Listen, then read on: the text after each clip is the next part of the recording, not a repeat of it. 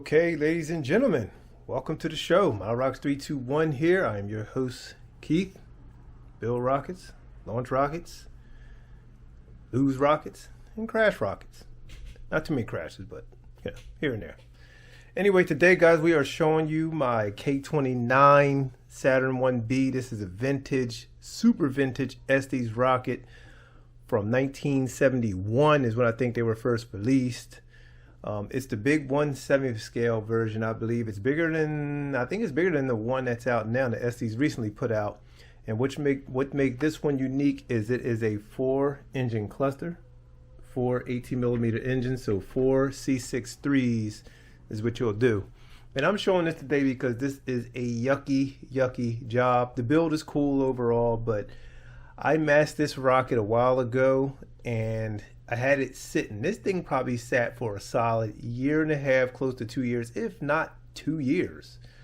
I bought it from a guy, started building it, went through the build pretty decent, but when it got to this paint time, I masked, you know, life stuff. You're moving around, you're doing this, you're doing that, it falls to the wayside, you're building other stuff. It just got pushed back and it was masked off, and I believe some of the masking lifted and let some bleed happen. So, and I used my good tape. I was using Tamiya, and I used some blue tape on the bigger sections, and I used Tamiya for my sharp lines. But with all that time, I got bleed through here. It is just a mess. This is not a good mask job here. I mean, by my standards, it's not great at all. But I'm going to clean it up as best as I can. And I was actually considering not even cleaning. I was considering just leaving it as is and just letting it be a flyer, because it is a flyer and I'm going to be launching this, so you will see that. And I just have, like, you know, just some black paint here and there, just different spots of black all over this thing. Bad lining here, so I'm just showing you the going behind the scenes, showing you the rough stuff. You do good. There's also some bad in there, and just got some bleed and some underspray. So, and here's a little more where we got some bleeding here. And these were actually, I remember laying all this down in between these corrugated sections. It was good at one point. Had I masked it when I first did it, this half of this wouldn't even be happening. So here's some more here. But yeah, just it happens. Then when I did a little peel up there. But you know what? This is still gonna fly. It's gonna be a flyer. Got my masked off fins. Yeah.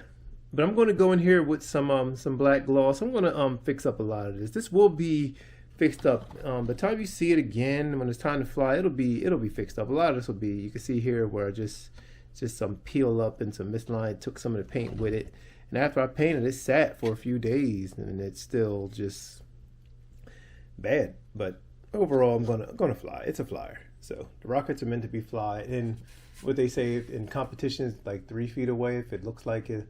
Looks like the real one, then you kind of got it. But up top was pretty good. Like all this is easy stuff though. That's straight around, you know, no issue there really. All that was good. Kind of a little misalignment there, but for the most part, all up top was good. It's just in between these tanks and some of the, I'll lay it back down, and some of the areas along these antenna panels.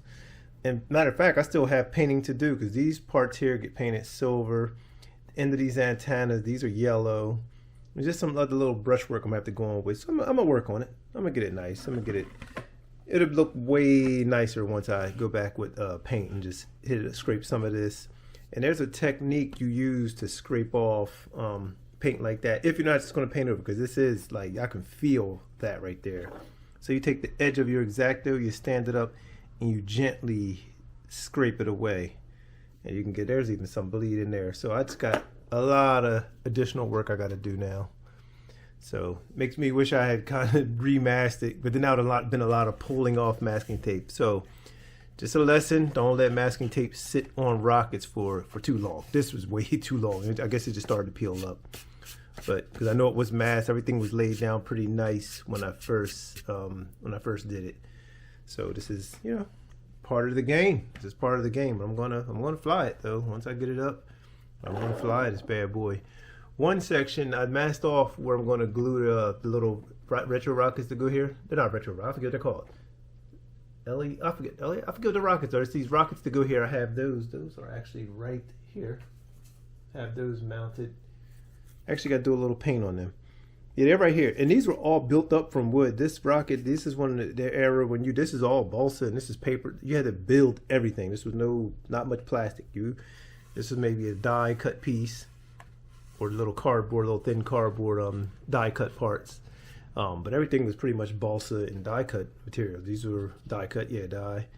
But yeah, this is all balsa, no wood. I think I have some in this same scale that are plastic, but I want to keep this with the original parts. Like, this is the original capsule. They used to sell this Apollo capsule, and I got to still paint those little connection points right there. Those got to get painted with white, so I'll do that. This is all built up. This is all balsa and built up, so lots of work. Look at that, all old school balsa. I attached a piece of Kevlar because that's going to hold a parachute or whatever.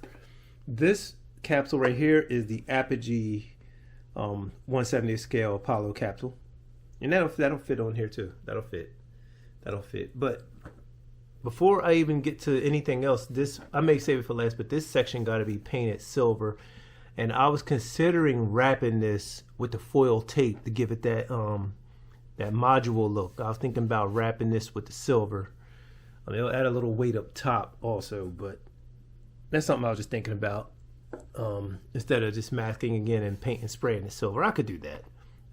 I'm still undecided on that part, but yeah, just gotta get some of this scraped off here. You can see some more spray got through here, stuff you don't see. You can't see it when you're doing this all masked and covered. This is a lot of masking, like all these tanks, and it was just this rock has been from the beginning. I remember early on I had to pull some stuff apart because it was just it was a build, man. It's probably one of my harder builds.